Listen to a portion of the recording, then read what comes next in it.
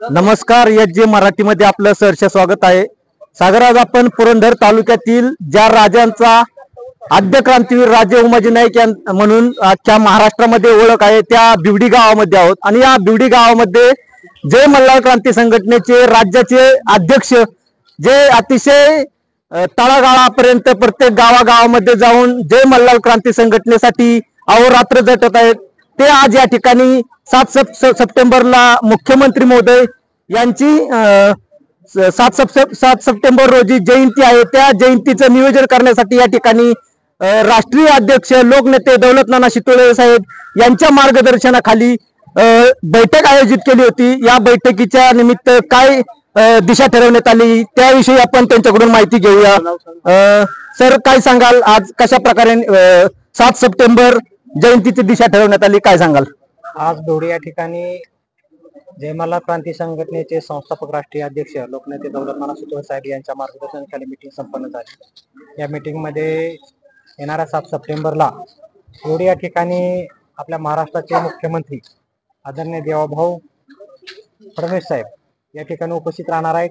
त्या निमित्ताने सर्व नियोजन वेगवेगळ्या प्रकारच्या कमिटी स्थापन करून या ठिकाणी नियोजन करण्यात आलेलं आहे। अतिशय चांगल्या पद्धतीनं या ठिकाणी जयंती उत्सव पार पाडण्यासाठी महाराष्ट्रातून सर्व पदाधिकारी या ठिकाणी उपस्थित राहिले होते। अतिशय खेळीमेळीच्या वातावरणामध्ये या ठिकाणी बैठक संपन्न झालेली आहे। मोठ्या दिमागात आद्य क्रांतीवीर राजे उमाजी नाईक यांची जयंती साजरी करण्याचं आमचं ठरलेलं आहे। या बैठकीमध्ये काय काय निर्णय घेण्यात आलेले आहेत त्याबद्दल काय सांगा? याच्यामध्ये गेल्या काही वर्षापूर्वी या ठिकाणी फडणवीस साहेब आले होते, परंतु काही त्याच्यामध्ये काही त्रुटी होत्या, त्या त्रुटी दुरुस्त करून अतिशय मोठ्या पद्धतीने आपण जयंती या ठिकाणी साजरी करणार आहोत। या जयंतीच्या निमित्ताने बरेच कॅबिनेट मंत्री उपस्थित राहणार आहेत। या ठिकाणी शाळेतील मुलांना पुरस्कृत करणे किंवा समाजातील जे मरणोत्तर पुरस्कार द्यायचे आहेत त्यांचं या ठिकाणी नियोजन करण्यात आलं। तसेच वेगवेगळ्या कमिट्या स्थापन करण्यात आला। अतिशय मोठ्या प्रमाणात जयंती साजरी करण्याचं आमच्या या ठिकाणी ठरले। तुम्ही एक महत्वाचा निर्णय घेण्यात आला, जे रामोशी बेडर समाजासाठी अहोरात्र ज्यांनी कष्ट घेतले ते म्हणजे बबनरावजी खोमणे साहेब किंवा तुमचे वडील रामभाऊ जाधव असतील, या अनेक कुटुंबातील सामाजिक ज्या परिस्थितीमधून काम करत त्यांनी जे समाजासाठी वेळ घालवला, तुम्ही कसं पाहता त्याकडे? अगदी बरोबर आहे। अशा ज्या लोकांनी समाजासाठी अहोरात्र कष्ट करून आपला देह अर्पण केला किंवा आपल्या संसाराचा विचार न करता समाजासाठी कष्ट घेतलं, त्या लोकांना त्यांच्या मृत्यूनंतर सुद्धा मान सन्मान मिळवणं खूप गरजेचं असतं। या निमित्ताने आम्ही स्वर्गीय बबनभाऊ खोमणे, तसेच जयवंतरावजी खोमणे साहेब, सुनील अण्णा चव्हाण, कैलासवासी रामभाऊ जाधव अशा ज्येष्ठ आणि स्वर्गवासी नेत्यांना मान सन्मान देण्यासाठी आम्ही या वर्षीपासून या मरणोत्तर जीवन गौरव पुरस्कार देण्यासाठी आम्ही योजना आखलेली आहे। महाराष्ट्र राज्याचे अध्यक्ष म्हणून 7 सप्टेंबर रोजी बिवडी या ठिकाणी महाराष्ट्राचे मुख्यमंत्री फडणवीस साहेब येणार आहेत। तुम्ही समाजाला कसं आव्हान कराल, काय सांगाल?